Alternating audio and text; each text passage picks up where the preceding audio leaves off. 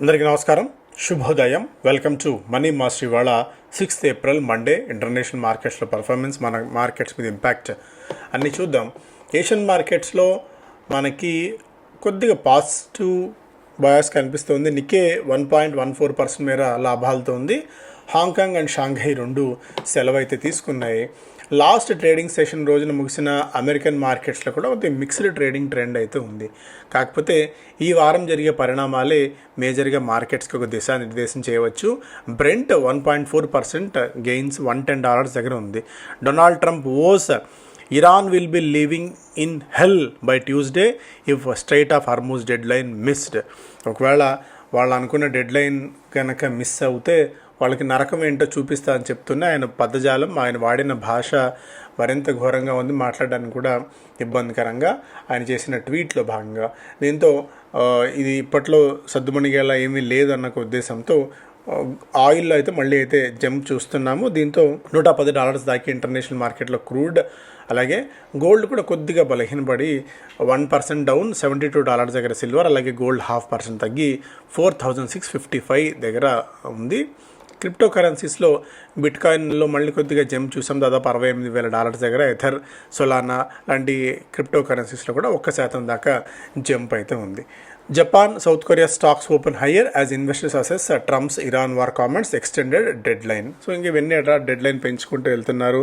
వాళ్ళేమో వెనక్కి తగ్గకుండా కొడుతూనే ఉన్నారు యుఎస్ ఆస్తులను కూడా. చూద్దాం. Iran strikes Gulf energy infra, hits UAE, Bahrain and Kuwait.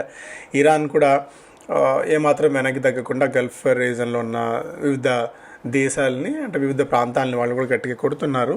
But అంత తీవ్రమైన ఇంపాక్ట్ ఇది చూపించకపోయినప్పటికీ సంథింగ్ ఆర్ దగ్గర ఏదో డిస్టర్బెన్స్ అయితే కొనసాగుతుంది. ఒపెక్ ప్లస్ దేశాలు moves to rise output as Iran war chokes oil flows. OPEC plus దేశాలు కొద్దిగా ఆయిల్ ప్రొడక్షన్ని పెంచాలి అన్న థాట్ ప్రాసెస్లో ఉన్నాయి. ఇప్పుడున్న మార్కెట్ కండిషన్స్కి తగ్గట్టు వన్స్ పెద్ద ఎత్తున ఆయిల్ కనుక ఉత్పత్తి అయినా హర్మూజ్ నుంచి బయటికి రాకపోతే వీళ్ళు ఉత్పత్తి రైజ్ చేసినా కూడా ప్రయోజనం లేక. స్టాక్స్ పరంగా చూస్తే మెజారిటీ ఆఫ్ ది స్టాక్స్ అన్ని కూడా ఈ లాస్ట్ 2-3 డేస్లో బిజినెస్ అప్డేట్స్ ఇచ్చినవి. అటు బ్యాంక్స్ అనుకోవచ్చు, అలాగే వివిధ కంపెనీలు తమ బిజినెస్ అప్డేట్స్ ఇచ్చినవే ఉన్నాయి. పెద్దగా అంటే బ్యాంక్స్ తీసుకుంటే ఎంతవరకు బిజినెస్ చేశారు, ఎంతవరకు అసెట్స్ అండర్ మేనేజ్మెంట్ ఉంది, లోన్ గ్రోత్ ఏ స్థాయిలో ఉంది, అన్నీ ఇవే ఉన్నాయి. పెద్దగా మేజర్ న్యూస్ ఫ్లో ఏది లేదు. HDFC bank assets under management దాదాపు 29.64 లక్షల కోట్ల రూపాయలుగా ఉంది. అలాగే ఇది ఒక 10% మేర వృద్ధి సాధించినట్టు వెల్లడించింది. ఎస్ బ్యాంక్ కూడా తమ బ్యాలెన్స్ షీట్ కొద్ది గొప్ప స్థిరం చేసుకునే పనిలో ఉంది. Advances and deposits expanding at decent pace, ఒక 11% మేర వృద్ధి. AU small finance bank, AU small finance bank కాకుండా మిగిలిన స్మాల్ ఫైనాన్స్ బ్యాంకులు కూడా మంచి వృద్ధిని ఈసారి నమోదు చేశాయి. దాదాపు 152,000 కోట్ల రూపాయల మేర డిపాజిట్స్ ఉన్నాయి. 23% మేర వృద్ధి సాధించినట్టు ఏయూ స్మాల్ ఫైనాన్స్ బ్యాంక్ వెల్లడించింది. బంధన్ బ్యాంక్ కూడా డిపాజిట్ మొబిలైజేషన్లో భాగంగా అడ్వాన్సెస్ని కొద్దిగా బాగానే రాబట్టుకుందని చెప్పుకోవచ్చు. RBL bank as Reserve Bank of India has granted approval to Emirates NBD bank to acquire 74% stake in RBL. So దీంతో ఓనర్షిప్ చేంజ్ ఇక ఇన్ఎవిటబుల్ ఆర్బీఎల్ బ్యాంక్లో.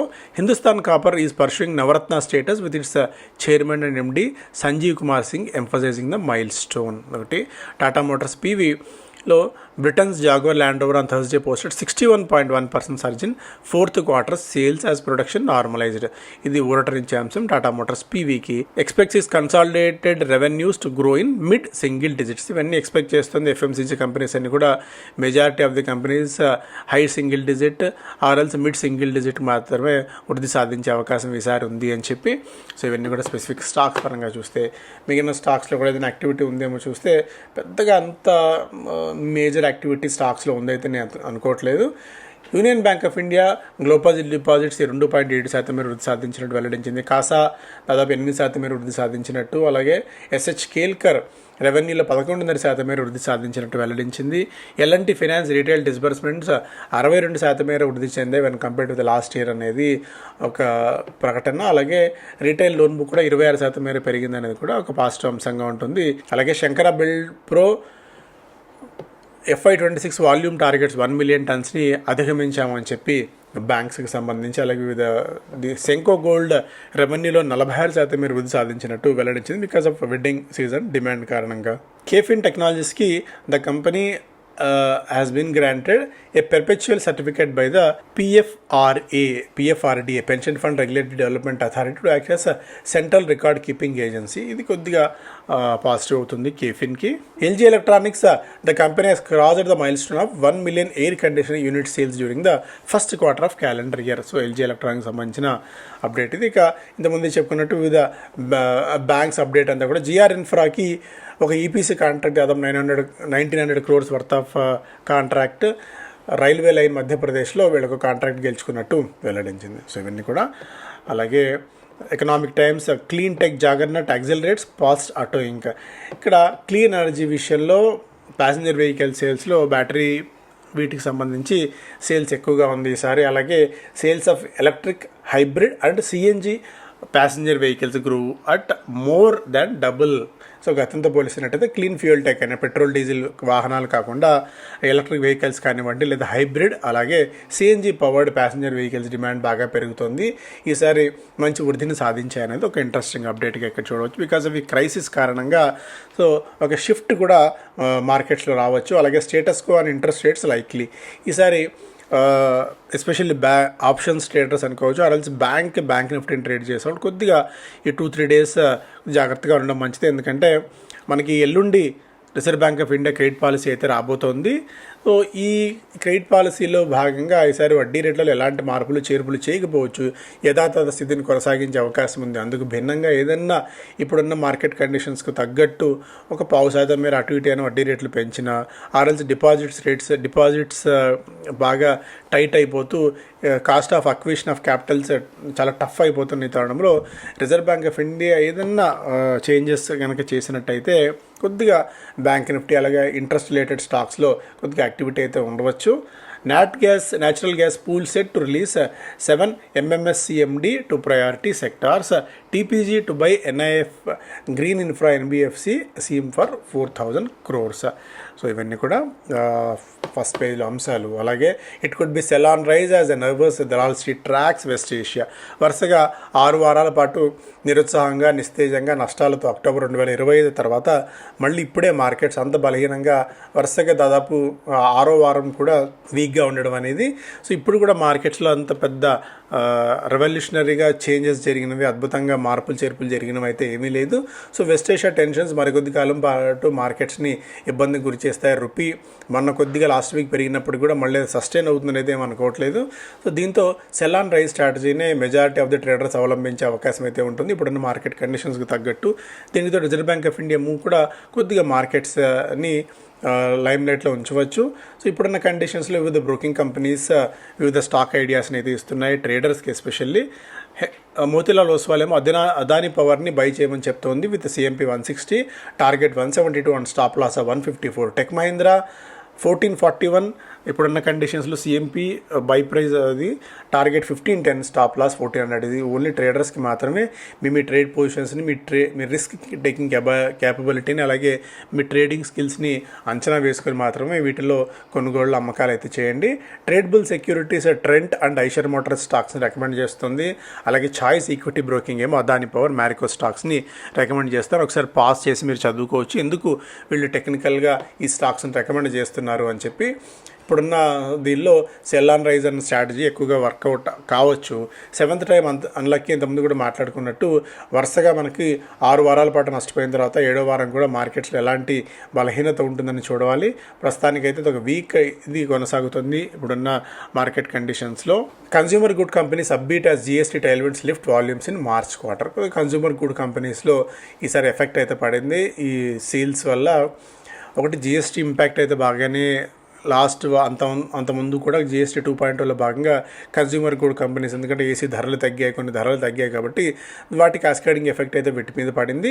ఇప్పుడు ఈసారి ఈ కన్స్యూమర్ గుడ్ కంపెనీస్లో ఈ ఒక్కసారిగా అప్టిక్ అయితే బాగా కనిపించింది.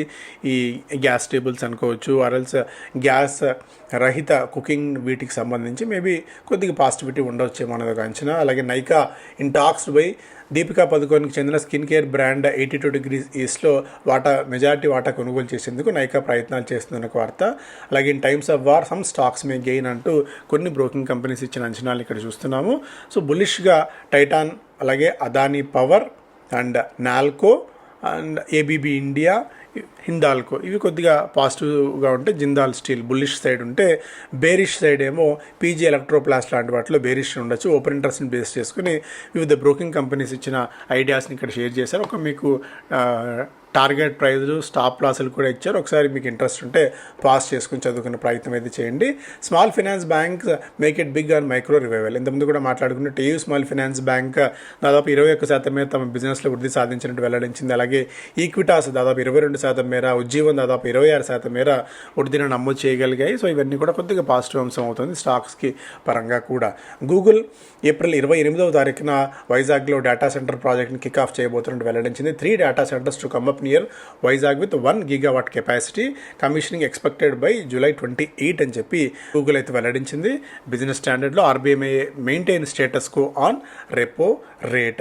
ఏప్రిల్ 8వ తారీఖున వీళ్ళు మనకు విడుదలవుతుంది. ఆర్బీఐ స్టాండ్స్ ఏంటి అనేది ఆర్బీఐ చీఫ్ ప్రకటన నేపథ్యంలో. Iran war air spare curbs may cost carriers 2,500 crores. Amul first Indian FMCG company 1,00,000 కోట్ల రూపాయల టర్న్ ఓవర్ను సాధించిన కంపెనీలో ఇది ఒక ప్రౌడ్ మూమెంట్. ఇది hospital stocks likely to be in pink of health. ఈసారి హాస్పిటల్స్కి ఏంటంటే మనకి అటు బంగ్లాదేశ్ నుంచి మిడిల్ ఈస్ట్ నుంచి మెజారిటీ ఆఫ్ ది మెడికల్ టూరిజంలో భాగంగా పేషెంట్స్ వచ్చేవారు. ఇప్పుడు బంగ్లాదేశ్లో ఎఫెక్ట్ కారణంగా అక్కడి నుంచి రావట్లేదు. వెస్ట్ ఏషియా నుంచి, ఆఫ్రికా నుంచి ఈ ఫ్లైట్ రేట్స్ కారణంగా కూడా వచ్చే పరిస్థితి లేదు. దీంతో కొన్ని కంపెనీస్కి బాగా ఇంపాక్ట్ అయితే పడుతుంది. అలా ఇంపాక్ట్ పడే వాటిల్లో మేజర్లీ ఆర్టెమిస్ మెడికేర్ ఒకటి, మ్యాక్స్ హెల్త్ కేర్, ఫోర్టిస్, యథార్థ వీటి మీద ఇంపాక్ట్ అయితే ఉంటుంది. సో కొద్ది కాలం పాటు ఇవి ఎట్లాగే ఉండవచ్చు. వన్స్ రివైవల్ అయిన తర్వాత మళ్ళీ వీటి నుంచి బెనిఫిట్ తీసుకునే అవకాశం ఉంది.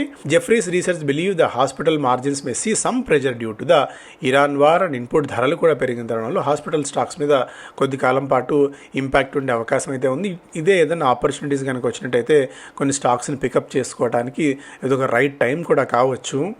అలాగే within coverage Apollo hospitals, KIMS are its favourites bets, while expects Max healthcare and Fortis healthcare to outperform అని చెప్పి ఈక్వియస్ హెల్త్ అయితే చెప్తుంది. అలాగే యాక్సిస్ డైరెక్ట్ ఏమో ఫోర్టిస్ హెల్త్ కేర్ని సస్టైన్డ్ గ్రోత్ ట్రెజెక్టరీలో ఉంది కాబట్టి బై రేటింగ్ వాళ్ళు ఇస్తున్నారు.